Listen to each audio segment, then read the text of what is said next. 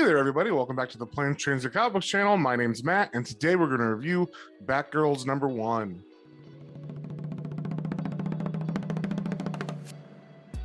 And before we get into that, if you guys wouldn't mind sharing, commenting, subscribing, it really helps me out and lets me know what you guys want to see more of. So with that being said, let's get straight into it. All right, we got the cover of Batgirls #1 here. We got Cassandra Cain, we got Stephanie Brown, and we got Barbara Gordon in the background. And it is by Clunan, Conrad, Corona, and Stern. So this comic is interesting. It starts off with this person here named the Seer, who's obviously evil. But basically, this comic is coming out of the Batman. It's like a spinoff of the Batman series. So this has the continuity of that. So this character, the Seer, who is apparently after the Batgirl. We see Barbara Gordon here. She has, I guess, taken the two younger Batgirls under her wing, and I guess they're her wards because they're moving in with her in this place called The Hill. And if you don't know, the other Batgirls are Stephanie Brown with the blonde hair and Cassandra Cain with the brown hair. We get a little fill-in of what happened and why they're moving. They're basically on the run from the magistrate, and they have to keep a low profile because of that, because they don't want everybody knowing that they're the Batgirls. And that says it's from Batman Fear State. So this is kind of, like I said, a spinoff of the Batman series, and specifically what's been going on with the Fear State story arc. Something interesting about this comic is the way that the characters' dialogue and stuff are broken up. So it seems like Cassandra Cain is the narrator. I don't know if she's going to be the main character of this, but her thoughts are in these purple squares.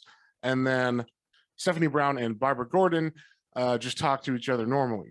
And we see their little dynamic here as they're picking out like who's going to sleep where. They realize there's a bunk bed in the room, and Stephanie Brown's very excited. She's very chipper, and Cassandra Cain is very not depressed, but just like introverted and not impressed by anything going on. So Stephanie Brown is like, I want to take the top bunk. Cassandra doesn't care. And then they go down to the alley to look around, and they see one of their neighbors, and Stephanie's like, oh, hi, neighbor. And they just slam the door in their face. So they unpack a bunch of stuff and get all the boxes in the house. I'm not sure why they didn't show this in the comic, but while they were unloading their boxes, Cassandra Cain was getting her last box, and she was approached by the local street toughs in the area. And because they're trying to keep a low profile, she just didn't beat them up like she normally would. She gave them the box, which had her like bath stuff and everything in it. And I guess they beat her up too. They punched her or something because she's got a bruise on her head. And then she says she wants to go take a shower after that. And then when she gets out of the shower, she's got all her bath stuff. It turns out that she just put a bag over her head and beat them up afterwards and got her bath stuff back. So I'm not sure why they didn't just show this because they do a lot of talking on these first couple pages, and it doesn't really need to be there necessarily. So the next morning we get to see a little family dynamic. Barbara wakes up and coffee's already made for her, and she's like, oh, I could get used to this.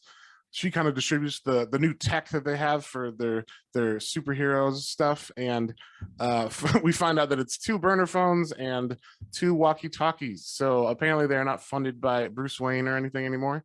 One thing that was funny as part of the tech reveal is Barbara gets them these 2 little bat scooters. So I thought that was funny. I want to see them ride those around. So they go out that night for their first mission, I guess.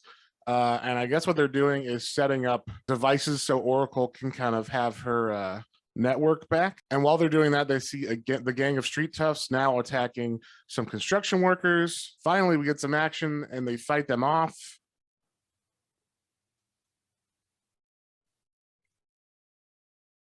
And they do it pretty handedly. They beat the shit out of these guys. They have really good art in the scene. I like these pages where they show them. It feels like a cartoon or something, kind of like Into the Spider-Verse or something. It's got that like pop art feel to it. So when they're done saving them, the construction workers have like red eyes and they're not thinking for themselves, and they're saying like, guide us. They're like hypnotized or something. So what they end up doing is using sleep gas and put them to sleep. And then when the people wake up, they just kind of walk away, and that's it. So it's interesting when they come home, Barbara's waiting for them, and she's kind of like a worried mother, like, where were you? Because they weren't contacting her on their radios while they were beating those guys up. It's weird because they don't really think the construction worker thing was important. They're like, well, that was weird that those guys were hypnotized. I wonder what that was about. But they don't really like think that was an issue, I guess, because they weren't doing anything bad. But as they're talking about like, oh, was that a big deal or not? Cassandra notices at the window that the old neighbor who was rude to them earlier has a body-shaped trash bag, and she's like, oh my god, maybe he's like a serial killer. So they go tell Barbara about it. That's where I'm going to stop this one. I don't want to spoil anymore. So this comic is interesting. It has a lot of potential to me. The art is very, very cool. I like the style of it. I think this could and should be like an animated TV show.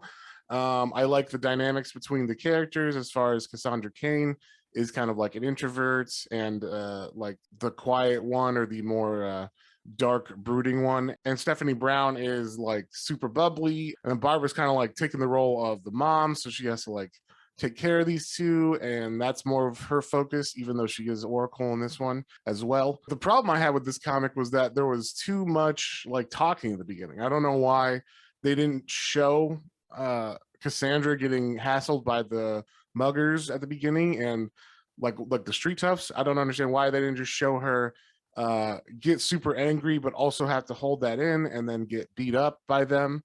They did a flashback to it, which is weird, and I don't know why that is, because it's just talking at that point. You're just having her talk about what happened. I don't know. They should have showed that, because that would have at least been something a little fun at the beginning. But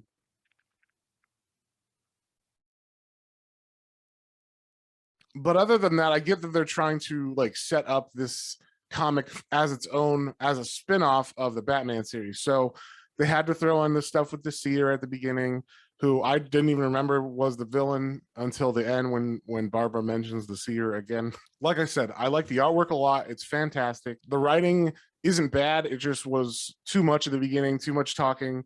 But then it got into more action, especially after the girls actually put on their costumes and go out for the night. I do like their dynamic. I do think this is going to be a fun comic. Even though this issue wasn't like my favorite or like the strongest opening for me, this has a lot of potential to be a good series. So I'm probably going to keep reading it. So I'll give this one a 3, especially if you've already been reading Batman and you like the Batgirl characters. I don't read Batman currently, so all of this was kind of like an introduction and like a setup to these characters, which I thought could have been done with a little less talking, a little more action. But let me know what you guys thought. Did you like this one? Did you not? And if you did, definitely pick it up at your local comic book store, and we will see you guys on the next one.